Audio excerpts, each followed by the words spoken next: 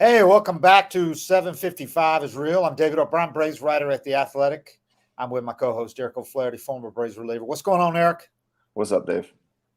Not much, man. You're at the Seattle. You were at the All-Star game or at the Home Run Derby? Yeah, I went to the Derby last night. It's a good time. Took your kid, your oldest kid? Yeah, my 8-year-old. I have two more, but you take all three of them, you don't even get to enjoy it. My son's at the perfect age, though. When I was his age, when I was 8, I went to a game at the Kingdom, and Griffey had hit his he homered in 8 straight games, and I got to see number 8, and I still remember it to this day. So when I saw the Home Run Derby was going to be in Seattle, I was like, we got to go, because he'll actually remember this. If you take a 5-year-old or 2-year-old, they don't even know what's happening, they don't remember it, and you're grinding the whole time, and I wanted to enjoy it too. So it's a good matchup. Me and him both had a blast. And that place was packed, wasn't it? Yeah, Looked like every seat was filled. They were going crazy for Julio. Man, I thought he was going to win it there. The one round he had, because 41. he had such a great thing going with his pitcher, who was just flicking it in and not stepping and not striding at all. That's not easy to do. Yeah, I mean, if it was, I think everybody would have done it by now. But Yeah. I bet some guys are going to be getting home run pitchers who can do that now, because he's so much faster. When you go faster. time limit, I don't know how I feel about the time limit thing, man. I think by the last round, it's just so anticlimactic because everybody's so tired. They're so tired. For me, it was like, you ever tried it? Like, you're trying to get a task done and you just drink way too much coffee and you can't slow down and finish this task before you stop. I know that. Yeah, I know you do. So it kind of felt like that. It's like, I want to appreciate how far somebody just hit a ball, and in your peripheral, you see another ball flying that way and another ball flying this way before this one even lands. Yeah. And, like the thing you learn in baseball is you look at the outfielders when you see like a high fly ball, kind of, because we were sitting right behind home plate and you're not sure if they got it or not. So you look to the outfielders and they'll tell you, their route and everything will tell you whether it's gone or not. Or you could look at the hitter and they're standing there. But they got all these kids running around the outfield. These kids can't judge a fly ball for shit. So they're like coming in, and I'm like, oh, he popped it up. Yeah. So I look at the next swing. Then I look back, and I see the ball landing in the upper deck. But then he hit this one already. I'm looking over there. It was like, I really missed the old Derby format where you take your time and hit the ball as far as you can. Yeah. And then you just sit back and enjoy it. And everybody, and you watch where it lands. I mean, because they did outs then. Yeah. For me, I want to see how far it goes. Right. If they're already swinging the next one before the previous one lands, they can't even use the cameras and show where it lands. Yeah. It's defeated the purpose of bringing excitement to it. You hear the excitement in the crowd, but you can't see it. And it doesn't come across on TV either. I mean, it's just too much. It is. Too much. It's too much happening at once. And the stadium was pretty fired up for like the first 2 hitters, and then kind of hit a lull, and then Julio went and he hit 41, and every swing's a homer. And the balls he was hitting, you could tell were gone right off the bat. So the momentum kind of, the energy built up, and they started chanting his name. It was pretty sick. It was a cool moment. But then it was like, after he hit, people were tired of mentally tired of trying to track it all. And there was a couple rounds in the second round where it was just kind of like, you look around the stadium, people are looking at their phones, going to get food. Like, people were getting tired trying to mentally keep up with everything happening. That came across on TV. By the final round, it's just anticlimactic. Yeah. I mean, especially when Julio didn't advance. The last round, it was like, let's just get it over with. Once he was out, the energy in the stadium was cut in at least half. It just was so different than back when they used to do outs, because it mattered if you popped up and all that. Now it doesn't matter. It's just time. It's rapid fire. The faster you can do it, and if you got somebody that can, like that guy, throw without striding, Pena. Yeah. So, but you could tell the guys were tired. Like the second, third round. I absolutely can see why guys choose not to do it. Yeah. Oh, for sure. Yeah. I think Acuna will do it next year after watching him, run around and watch everything. And when Julio was hitting, man, the energy was just crazy. Like, this is a moment I think he's going to want. But I think it's in maybe Texas or somewhere next year. I'm not sure. Well, he did it, last year. Mm-hmm. Or 2 years ago. When was it? Last year? He did it at Cleveland when he was in the Oppos. Yep. Yeah. So, I mean, and he was the most spectacular round was when he was hitting them to all fields. Yeah. I would say the coolest thing I saw, though, that I didn't It might have got overlooked. I don't think it did, but Rushman going switch. Yes. I mean, he was hitting. Oh no, they talked about it a lot. Left-handed. Okay. Yeah, they talked about it a lot. I was, cool. You're watching in the stadium, you can't hear what's going on TV, but then he switched to righty and hit 7 out of 8 for home runs. I was like, that was very impressive. That's a power move. Yeah, I think Acuna was so smart not to do it this year, and I think Olson same way. Olson's got his swing down now. He's hitting bombs, and watching how tired those guys get. I know nobody got hurt last night, but I could see where it's so easy to pull an oblique or something when you're swinging so many times, so hard. And at the end, there's a round where you have to hit it a certain length too, right? You have to hit like 440. You got to go 440 if you hit 440, you get an extra 30 seconds in your bonus round. That totally opens you up to straining, to an oblique or something. To me, I mean, or a shoulder or something. That's just not healthy, man. So I can see where a guy like having a season like Acuna, I would not. No way I would have done it if I'm him. For what? I mean, what do you get out of it? You know, and you could pace yourself and have way more energy to hit bombs and have less risk of anything. But if you think about it, I mean, it's like 120 to 150 swings total. Yep. And the first round, you're taking 70, 80 swings, full effort, and you have adrenaline. Yeah. I would love to. I mean, I'm not going to say it wasn't fun. It was fun, but I'd love it to go back to a place where you could actually enjoy how far the ball went. Like somebody hit a ball 484. I have no clue what ball it was. Yeah. Somebody's got to design it. They got to go back to the drawing board and come up with somewhere between the two extremes. I know it's not geared towards somebody old like me. It's geared towards kids, but I don't even know that the kids can appreciate it.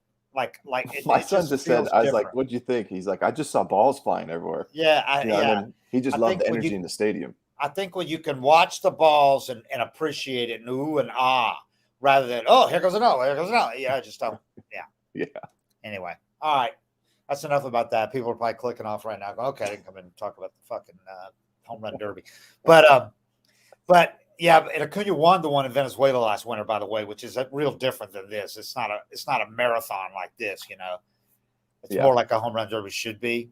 So that's probably why he got his taste of it there. And they mobbed him ran out in the middle of the outfield and then mobbed him and all that. I'm sure Braves were going, oh my God.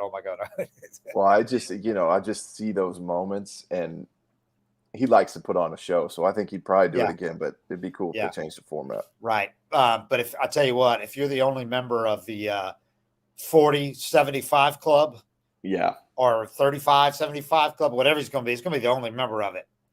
That's going to have a whole lot more lasting legacy than winning the home run derby. Yeah. Yeah. I mean, you can't remember who won last year. No, he's got a chance to be the fifth member of the 40-40 club, but much, much, much more. The first member of the 40-60, 40-70 club. So, and MVP. Do you want to win MVP or a home run derby? MVP. Not that you can't do both, but. Yeah, and it's not like, he's had any kind of nagging injury or something that's given him a break this year. These 4 days for him. He's like, knock on wood. Why would I push it? Yeah, these 4 days for him are huge. And he's still going to play an all-star game, so it's not completely 4 days off. Yeah, so it's like, and Olson, they had some interest in Olson doing it. He didn't want to do it either. I just think it's right. I just think they did the smart thing. This team has got too much going on right now to risk it over something that means in the big picture nothing. Yeah. So, and they're all 8 out there enjoying themselves so much, being together and all that. So let's just go over a few things real quick. The draft. First 2 days of the draft. We won't spend a whole lot of time on it. I know nobody knows who these players are not many of them, unless you know a local guy, that kind of thing. But the Braves did have there were some interesting aspects to it so far. And one being they've had 11 picks because they got an extra pick after the compensatory pick for losing Dansby to the Cubs in free agency. So they've had 11 picks in the first 10 rounds. 8 of them have been right-handed pitchers. 7 of those college right-handers. I think, as we talked about off camera, it makes so much sense to get one. You can't have too much pitching. That axiom is absolutely true, and we've seen that this year, where the Braves have ended up giving so many starts to Dylan Dodd, Schuster, AJ Smith-Shawver. So you want to have a lot more of that depth in your organization.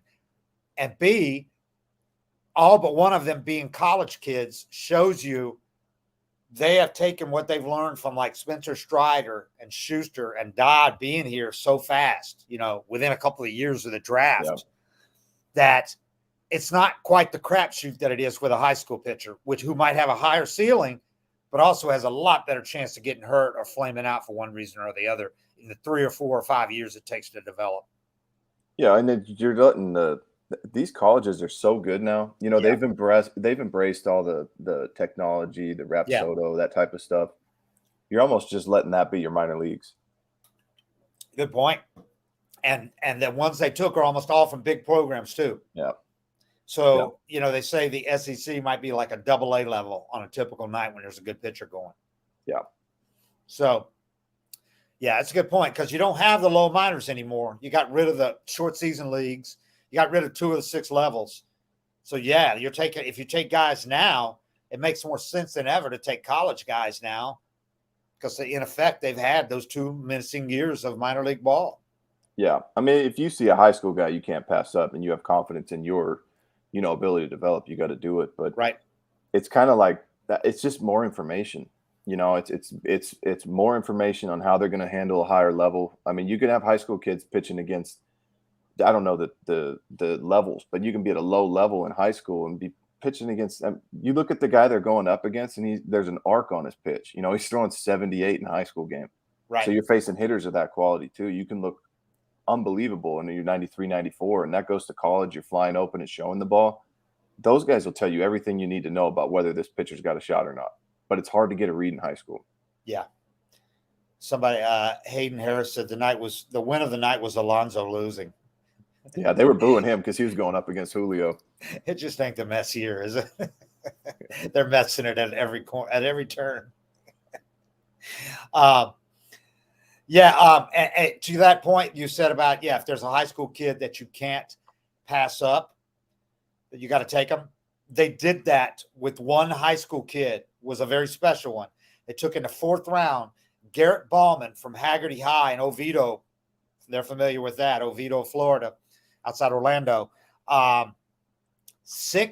245. And if you look up the video of this right-hander, he ain't fat. He's a huge kid. Throws upper 90s, 98, tops out. Got a good breaking ball. He could come a lot faster than your typical high school kid.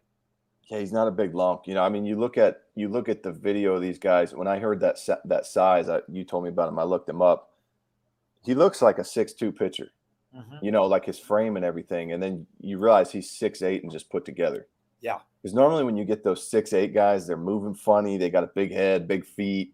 It's like it looks like a giant Great Dane puppy or something like that. Yeah. Their movements aren't good. But watching this guy, he looked athletic.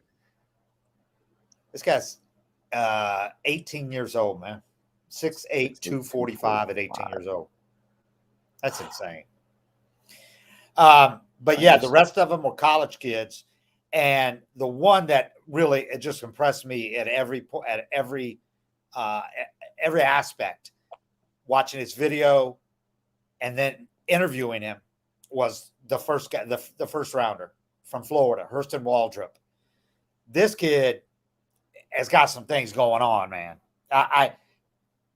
He was a consensus top 20 prospect going in. So I think it was as high as 14.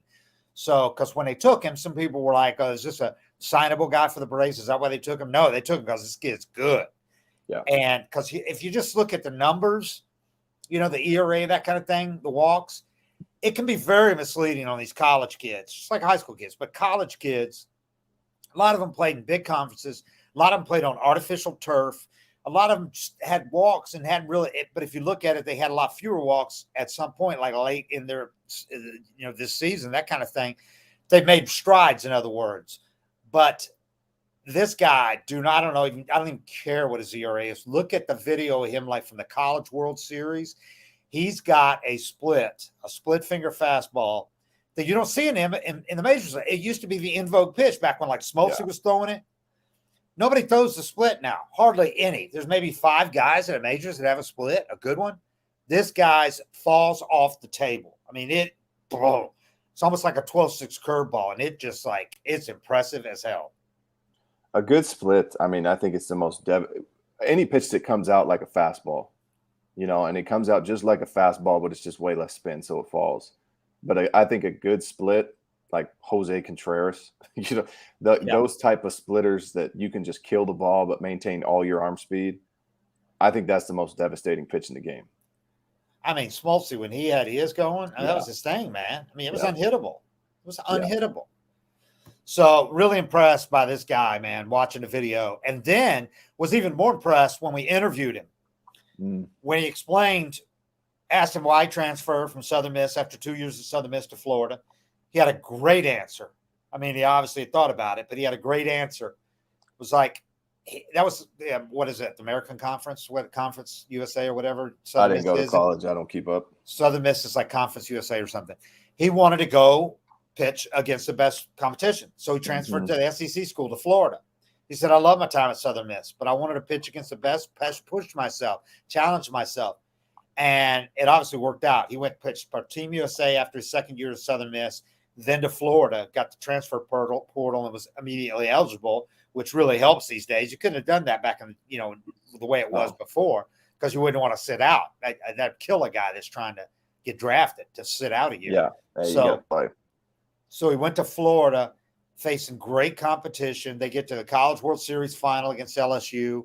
And he had that 12 strikeout game, but his numbers, the strikeouts are really impressive. But then you talk to the kid, and he's really articulate, really intelligent. He talked about, asked why, what was the question was, what was the difference in the split? Why did it get so good?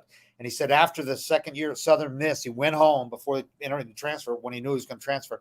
He went home and worked on it with all the lab stuff, all the TrackMan and all that stuff. And I'm sure he went to a pitching lab, but he took all the numbers, all the analytics, and worked to kill the spin rate so it would act like a true split, in his words. And the gyro effect, said let gravity handle the instead of the spin, kill the spin, let the gravity handle it, and he did that, and he killed the spin rate and got it down to mid thousand. And the result is what it is. But he had all this down. I mean, he reminded me a lot of Spencer Strider, him talking about shaping his pitches and spin rates and all that, and why his fastball is so effective. Spencer Strider can tell you. He doesn't just go, I don't know, I just throw it up there and people can't hit it because it's so hard. He's not like that at all. No, he's very analytically inclined. And so is this kid. Really impressed me similarly. Well, I mean, that's probably the biggest change in the game. Like for me, when I was playing, I could work on stuff in the off season, but my tech or my feedback or whatever you want to call it was the first hitter I faced. Right. Then I find out if my slider's good, and a lot of guys have this drive, and I would have done it. If I would have had all that stuff available to me to know exactly what I needed my breaking ball to do to be the best, because you can't see it. A lot of really good pitches, when you throw them visually as a pitcher, you can't see it. You release it, you see where it winds up, but you can't see the whole path of it. You can't see how it comes out of your hand. Now they have all this information. So if you've got that drive and that will to really kind of get sick, almost have a problem and an obsession with it that you can channel into a good thing, you could start working on that in January and come to camp ready or start your season ready. And there's a lot of kids with that didn't have these tools in the past, and now they do, and they make strides like this kid did. Yeah. Somebody asked, are his mechanics repeatable? That was the worry about him. Not a worry, but there was some concern about he's got a little bit of a violence in his mechanics. Got a little bit of a finish, a little bit of, it's not real smooth. I mean, there's an effort there. But he's really smoothed those out some. You look at his mechanics. They look repeatable in that College World Series. All those pitches that he made looked the same. He's not like all over the place, falling off the mound or anything. So, yeah, and he's a smart enough kid and an athlete, too. You can look at him and tell he's athletic. That's what I'm seeing. I'm watching him right now, and it's the athleticism for me. Mm-hmm. I mean, he's light on his feet. His movements are clean. He's fast. He just looks so loose and fluid. Yeah. It's not hard for these really good athletes to fine-tune anything, especially you get into pro ball, you get pro ball coaching, and you're a great athlete. I mean, it's one of the things that blows people's minds, but you take most guys. I mean, you could take a guy like me or Kimbrel or somebody, throw us on a basketball court, we're not that impressive. Yeah. But these guys that are like super athletic, You hand them a piece of garbage, they just chuck it in the trash 40 feet away. You get them to go play darts, they just dot up. Yeah. Everything they do just comes easy to them because they're so athletic. So when I see guys like that with you could tell just raw athleticism and a good mover, I don't think he'll have any trouble repeating his mechanics. Yeah, I mean, there's some pitchers you look at them and they got like knock knees. They might be tall and they can throw, but that's all they can do. They can throw a only thing they're good really at hard. is rotating fast. Yeah. And this kid does not look like that at all. He looks like the opposite of that. No, that was the first thing that popped out to me was just how athletic he looked. So that was really impressive. And we'll talk about a couple more of these guys. Somebody asked, doesn't OB travel anymore? We got all 8 All-Stars and he ain't out in Seattle. BK, if you look, none of us 3 beat writers are out in Seattle. None of us. Bo's not out there. He's at his vacation house in Inglewood, Florida that he bought. Justin's home because the AJC's got their backup out in Seattle.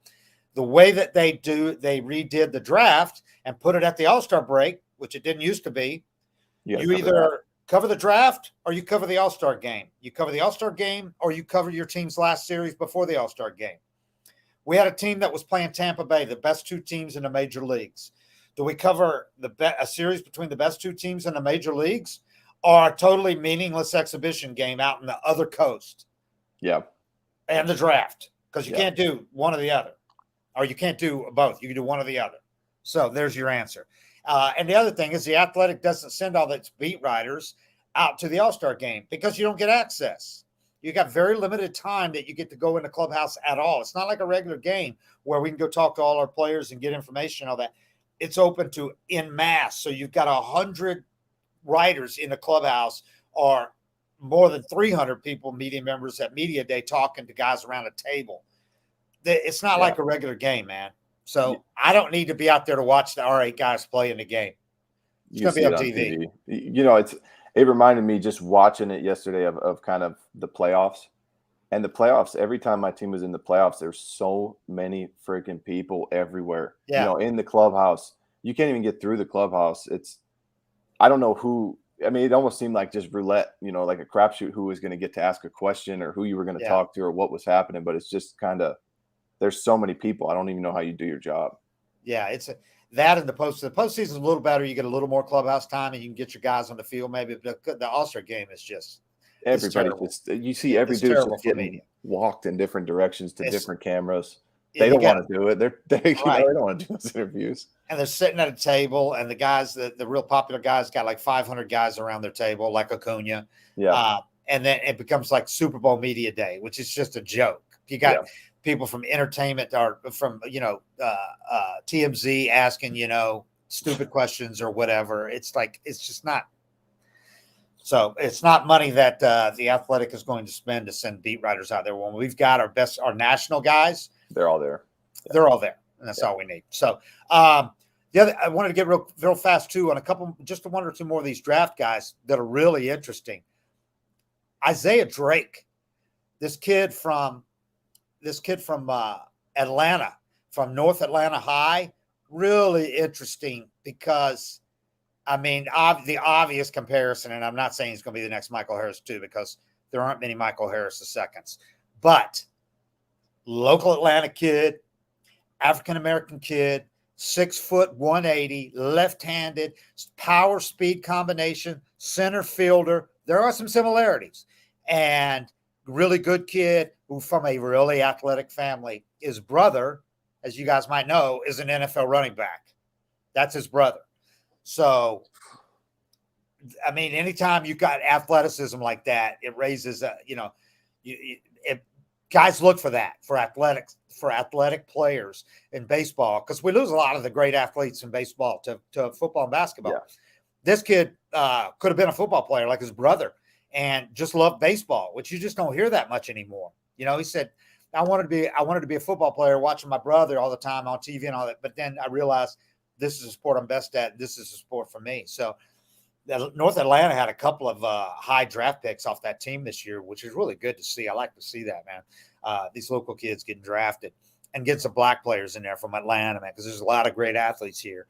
And to get some into baseball, they had it last year too. There were like 3 Atlanta kids last year. Yeah. So very good to see.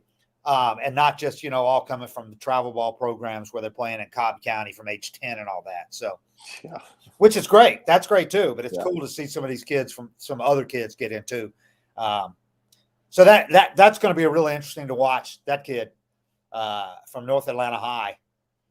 That's a good pickup by them. And it's a shame that baseball isn't more popular, because that raw athleticism that you can have, that kids just go to other sports when you're just an incredible athlete. It takes longer to develop in baseball, but if you come out there and you're Acuna in a baseball field, yeah, what if Acuna tried to play basketball or football? He's fast, yeah, but you're getting crushed. You go play baseball, man, and with those tools, yeah, it's a joke. You see what he can do.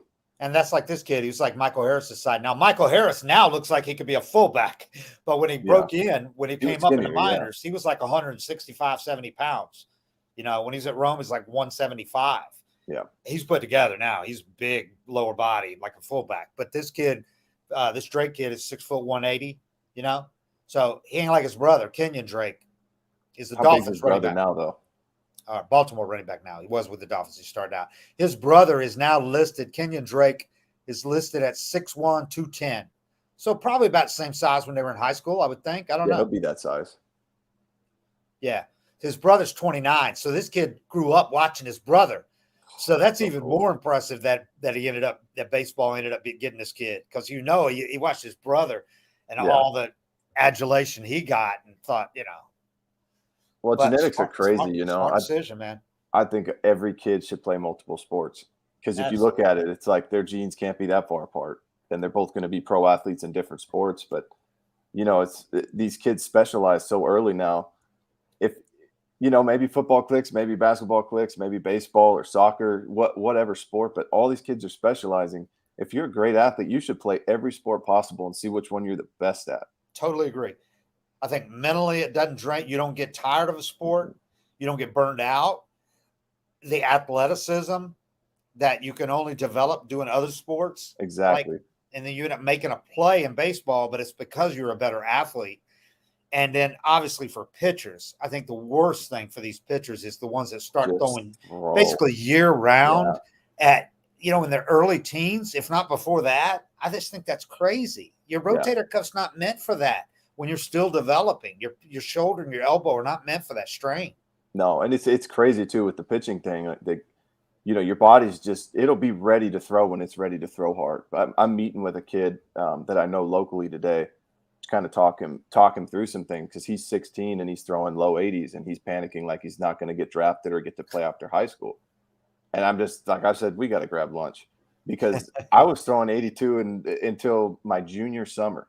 It doesn't matter what kind of training you do. It doesn't matter, how bad you want to throw hard. Your body's going to mature at a different rate. And these kids look around and they'll see the 16-year-old that's, had biceps and a mustache since 5th grade that's throwing 94.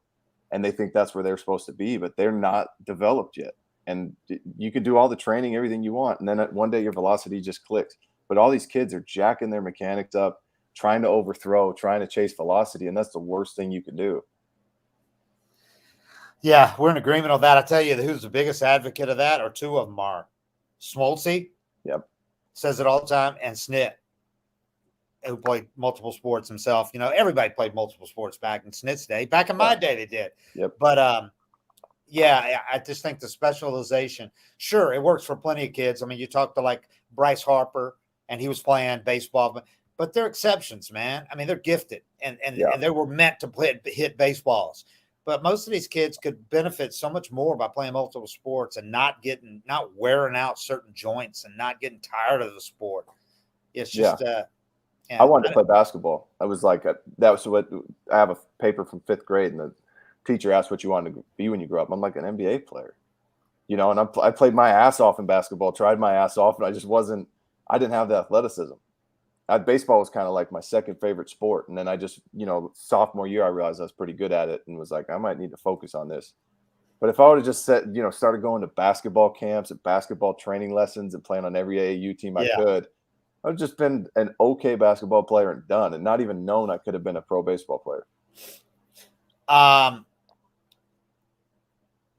the Tampa Bay series, very impressive for the Braves. Those first two games, I mean, that was just, they looked like the best team in baseball, which is what they are by all measures. The last game was just the worst start that we've seen from Bryce Elder so far. I mean, in his career, in his brief career, it's 2 years. It was the worst start of his career. I think a lot of factors probably contributed to that. I think he's probably a little tired. I think he's probably, the All-Star game's right here. I think this is probably overwhelming a little bit. It's a very good Tampa Bay team, patient, made him throw strikes. He was a little off. And they exploited that. But I wouldn't read too much into it. I think the All-Star break comes at a great time for him. And the timing was probably perfect, too. Him and Strider starting Saturday and Sunday. Get the whole time off. It eliminated Elder straight away. Sunday pitchers don't pitch in the All-Star game. But Strider was Saturday, so it was like it could have gone either way. And they made a great decision, I think. Him and the team together decided it best for him not to pitch in the All-Star game. Was Strider an All-Star last year? No, he was up too late. Yeah, he didn't come up. He didn't go to the rotation until June. It'd be cool to get in there. You never know when you're going to go back, but he's going to go back multiple times. Yeah, you got to do it best. And I think this first time going out there and knowing you're not pitching and being able to take it all in, that's got to be awesome. Not feeling the pressure, not worrying. I mean, like Bryce Elder, as great as he's been this year and last year at the end of the year, who knows what's going to happen when he goes in and faces the best hitters in the world with all that attention. Because he's not the type of guy that's going to, he can't really afford to be a little bit off. He doesn't have a whole lot of margin for error. Well, that's what that Tampa game was. That's what. Exactly. That's why people want to point out their stats on batting average on balls in play and not getting because he's not a guy that's going to strike out 12. And when he's a little tick off, he can become pretty hittable. But when he's locked in, he's as good as anybody. Right. And it wasn't off by much, but he was off. It wasn't the same as he usually is. But that doesn't mean that, some people were like, see, this is what we were waiting for from Bryce Elder. Okay, well, if he has one bad start out of 10, that's perfectly fine, man. Yeah. I mean, the fact that he doesn't have much margin for error, okay, but you could have said that he's had, 2/3 of a season now in the major leagues. Exactly. And pitched at an extremely high level. He ain't doing that with smoke and mirrors. Yeah, if you had to wait 2 months for this bad game, you're waiting for the wrong things. Yeah. So, because you could point to Max Fried's had a bad game like this. Strider had 2 bad ones. Strider had 2 games. He went 9 innings and gave up like 13 runs. Yeah. So, it can happen to anybody. It does happen to everybody. So it's baseball. Yeah, I wouldn't worry about that at all. I think he'll be fine coming out. I think the break comes at a great time for both those guys. And it's gonna be really fun to come out of this break and watch these guys, because they're, on the one hand, I can see where people didn't want them to stop playing, and you think, this is the last thing you don't want to do is stop playing for 4 days. But on the other hand, losing that last game was kind of a reminder. It's like, okay, they could probably catch their break, and catch their breath. Most of the guys were like, like Austin Riley was like, nah, and Olsen was the same way. I think everybody needs to catch their breath, take a few days off, and I think it'll be good for us when we come back. And I don't think they're going to lose that swagger, that confidence they had winning an 11 straight series going into the break. I think they're going to come out and pick right back up where they left off. And it helps I think, that they start out at home against the White Sox in a weekend series. It'll be sold out coming out of the All-Star break, a team that they are clearly much better than, and they'll probably win 2 out of 3 or sweep. I think they could easily sweep the White Sox. Then you'll have a day off, and then you got a big series, 2 big series back-to-back against the Diamondbacks here and at Milwaukee, and the Brewers are playing much better than they were. Brewers are back to being what everybody expected now, so that's going to be a big week. But I think they'll come out of the break and kind of ease into it with the White Sox, and they should have probably their top 3 pitchers going against the White Sox, because you have an off day after that. So that's going to be interesting. Yeah, you do think about that when they're playing. Even as a player, when you're on a tear, you don't want the break to come. Like, you wish you could place it another month away and just kind of call it like a timeout. But at the same time, these guys play a lot. It's not like there's these we gave them a rest day. Every single guy wants to be in the lineup every day, and this is one of the only ways to get them to take that 2-3 days of complete just rest for your body. And then you get that day before the break and break everything back up and you're ready to go. Yeah, it's a good point. It's not like most teams that rest their guys, their infielders, every 5 Load or 6 management. days. They play every day. Yeah. So this could come at a great time for them, and they might come out of the break hitting at even a higher level. Who knows, man? But yeah, I don't think any of that. And the fact that there's 8 of them out there probably is going to be nice too, because they're bringing a whole vibe with them. The whole infield's out there along with the Cunha and the catcher and 2 of the pitchers. So it's not like, they went to all corners, everybody's spreading. The core of the team is all together still. Mm-hmm. Yeah, it's just another trip for them. Yeah. Yeah. So yeah, it's gonna be cool coming out of the break and seeing what happens, because they're on some record paces. They already have more home runs at the break than any team in history. So they're on pace to break the home run record, which they could easily do. There's nothing fluky about it. Obviously, we talked about Acuna. Acuna's going to win MVP if he just stays healthy. There's no doubt in my mind he's going to win MVP if he stays healthy. But he's going to push some historic standards. Hey, he's bigger than he looked on TV. He's more solid than you think, because I've only seen him on TV till yesterday, and we were sitting probably, I think, 9 or 10 rows up, and I could see it now. Lower half is put together, especially, man. Yeah, it is. Yeah. Yeah, he's not skinny at all. People think that he might be small away. He's not at all. He was when he first came up, but he's slowly gotten a little bigger and a little bigger. And I think during that time, all the rehab time, working on his whole body, and he's just getting older and developing more. But you can't really tell because he doesn't wear his pants tight like a lot of guys. Yeah. You've got some big legs. Yeah, I could see it. The explosive hips and his big legs. Yep. It's crazy. You see these guys in person after, I've been out of the game for however long, just seeing normal people, and just the builds, they're just different. They're just bigger, like broader, longer arms, bigger forearms. There's so many little things that stand out there. You're like, all right, that's a pro athlete right there. And man, right now in the game, there's so many guys that, like, I was looking at the picture, the All-Star picture, and I was looking at the Braves All-Stars. There's so many guys that are like 6'4", 6'5", like Freddie and Hayward used to really stand out, and Jay Hay still does. Yeah. But Freddie, there's a lot of guys that are, 6'4", 6'5" instead of 6'1", 6'2". Yeah. Like Olsen standing by Freddie in the team picture, same height. Yeah. Yeah. It's And Adolis Garcia's built like a damn bodybuilder. I mean, oh my God, that guy's put together, dude. Yeah. I tell you, the guy's most impressive when you see him up close. It does not look as big because his uniform, the way he wears it and all that. Sean Murphy, man. Yeah, that dude is a tank. He looks like you could not run him over at the plate. His legs, calves, he's a big boy, and he's got the shoulders. I told you, like James Conn. Just he might he left the coat rack in there.